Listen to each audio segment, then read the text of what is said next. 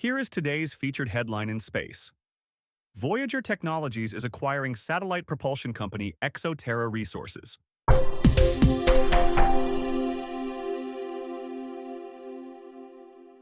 Today is October 28th, 2025, and you're listening to Space News First Up. Here are today's other top headlines. A networking company is using Starlink to enable companies to have links to remote sites without going through the public internet. Two more countries have signed the Artemis Accords, and SpaceX is struggling to keep up with demand for Starlink services along the front lines in Ukraine. First Up is produced by Space News, the industry standard for professional space journalism. Visit spacenews.com for breaking news, policy updates, and original analysis. We begin today with news that Voyager Technologies is acquiring satellite propulsion company ExoTerra Resources.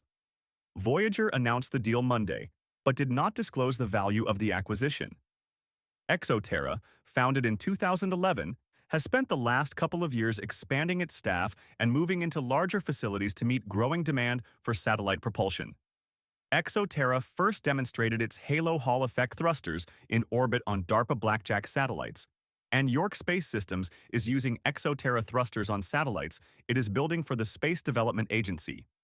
Since becoming a public company in June, Voyager has been evaluating merger and acquisition opportunities, a company executive said in a recent interview. A networking company is using Starlink to enable companies to have links to remote sites without going through the public internet. MTN said its service would transfer data through a terrestrial backbone. It leases from major carriers once data transmitted from a customer's Starlink terminal reaches a SpaceX gateway. MTN says its Star Edge Horizon service avoids the extra latency often seen with standard virtual private networks, since data does not need to pass through encrypted software tunnels before reaching MTN servers or a customer's cloud system. SpaceX has been steadily expanding Starlink's appeal to enterprise and government customers since its initial focus on consumer broadband. Two more countries have signed the Artemis Accords. Malaysia and the Philippines signed the accords recently, the White House said in a fact sheet about President Trump's visit to Malaysia. A total of 59 nations have signed the accords since 2020, including 7 so far this year and 3 this month.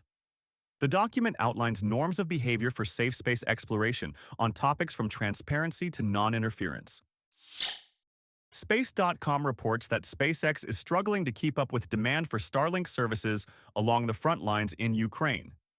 Troops there say the high demand for Starlink to support military operations means remotely operated vehicles, like rovers, get as little as 10 megabits per second of bandwidth.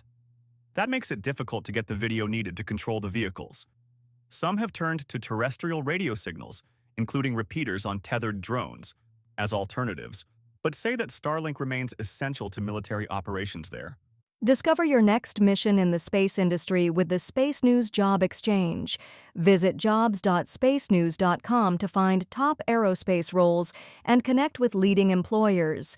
And for employers, use discount code JOBEX for 15% off your next purchase. In other news, Spaceflight Now reports that SpaceX set a record for pad turnaround time with a Starlink launch Monday evening.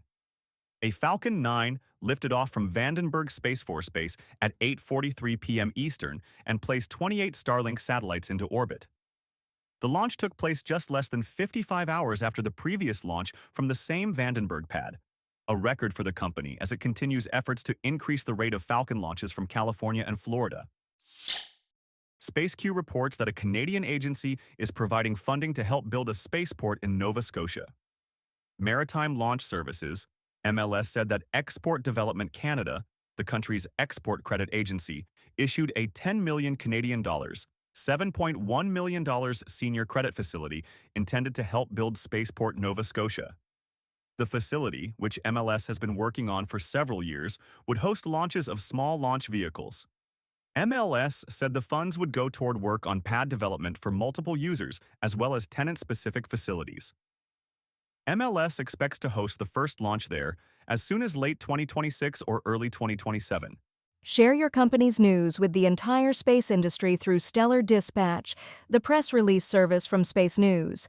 Learn more and use discount code SD2106 for 15% off when you submit yours at spacenews.com/Stellar Dispatch. Kepler Communications has hired former Canadian astronaut Chris Hadfield. The company said Monday that Hadfield will serve as an advisor as Kepler works to move into the market for human spaceflight communications. Hadfield will work with the company on communications needed for future commercial stations and vehicles, as well as provide general leadership advice. Hadfield served as commander of the International Space Station during a 5-month stay there over a decade ago. Science reports that Geopolitics has halted work on a radio telescope in Argentina. The China-Argentina Radio Telescope, CART, an antenna 40 meters in diameter, was on track to start operations later this year as the largest radio telescope in Latin America. But work to complete the telescope has been paused as Argentina's government first held up imports of equipment from China and then imposed new conditions for the facility's approval. Scientists believe the roadblocks stem from efforts by the government to secure a bailout from the United States, whose terms require Argentina to suspend ties with China on observational facilities.